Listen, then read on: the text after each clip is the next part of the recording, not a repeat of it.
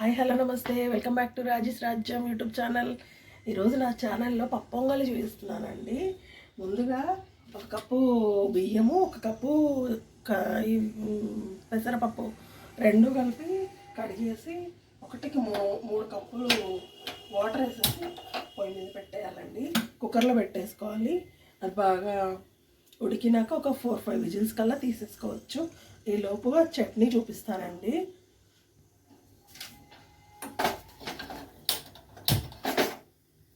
ముందుగా పల్లీలు వేగించుకుందాము.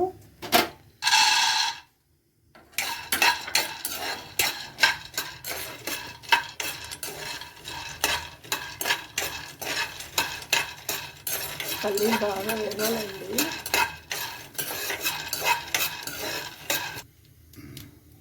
పల్లీలు వేగిపోయినాయండి. ఇవి మొత్తం జార్లోకి వేసేసుకున్నాము.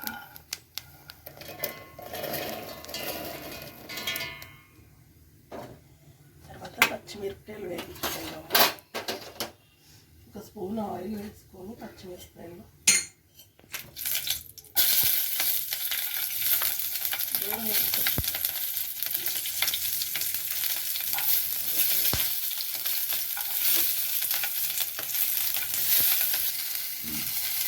ఇందులో కొంచెం చింతపండు వేయాలండి.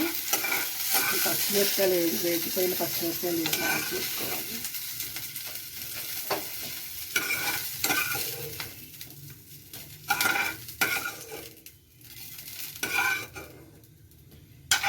ఈ పుట్నాల పప్పు కూడా దీంట్లో యాడ్ చేసుకోవాలి. కొంచెం సాల్ట్ వేసుకోవాలండి.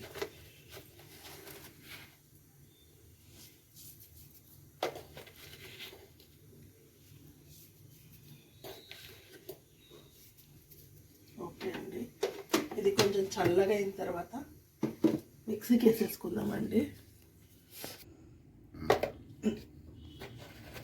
5 విజిల్స్ కల్లా తీసేసానండి. అయిపోయింది పొంగలి, బాగా మెత్తగా ఉడికిపోయింది. దీంట్లో కొంచెం సాల్ట్ యాడ్ చేసుకోవాలండి. సాల్ట్ కొంచెం యాడ్ చేసుకున్న తర్వాత కొంచెం గట్టిగా అయింది కదా, ఒక గ్లాస్ వాటర్ యాడ్ చేసుకోవాలండి. ఇది బాగా కలుపుకోవాలండి. పొంగలి కొంచెం లూజ్గా ఉంటేనే బాగుంటుందండి. గట్టిగా ఉంటే బాగుండదు, కొంచెం లూజ్గా ఉంటేనే బాగుంటుందండి. ఇప్పుడు పొంగల్కి పోపు పెట్టుకుందామండి. కొంచెం ఆయిల్ యాడ్ చేసుకోవాలి. దీంట్లోనే కొంచెం గీ యాడ్ చేసుకోవాలండి.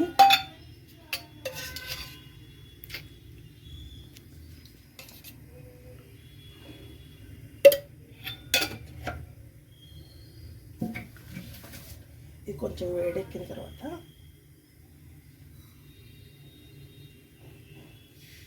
జీలకర్ర పొడి వేసుకోవాలి.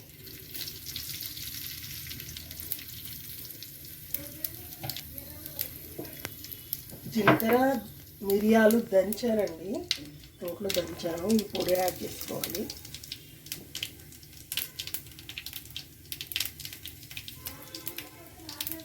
చూడండి ఫ్రెండ్స్, ఇది అయిపోయిన తర్వాత జీడిపప్పు యాడ్ చేసుకోవాలండి. పొయ్యి బంద్ చేసుకోవచ్చండి, కొంచెం హై ఫ్లేమ్లో. జీడిపప్పు యాడ్ చేసుకోవాలి. తర్వాత కొంచెం ఇంగువ యాడ్ చేసుకోవాలండి.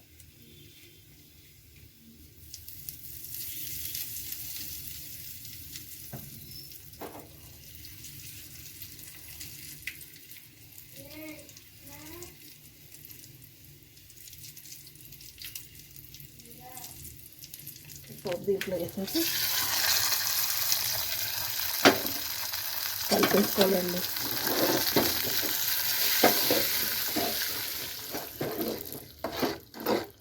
దీంట్లో ఇంగు వేసుకుంటేనే టేస్ట్ బాగుంటుందండి.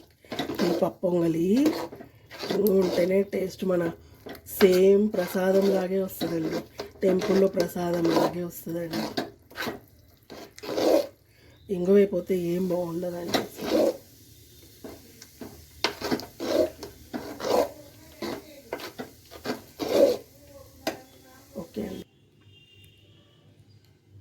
హాయ్ ఫ్రెండ్స్, వేడివేడి పప్పు పొంగల్ రెడీ అయింది. ఈరోజు నా ఛానల్ చూసిన వాళ్ళు సబ్స్క్రైబ్ చేయండి, లైక్ చేయండి, షేర్ చేయండి, నన్ను ఎంకరేజ్ చేయండి ఫ్రెండ్స్.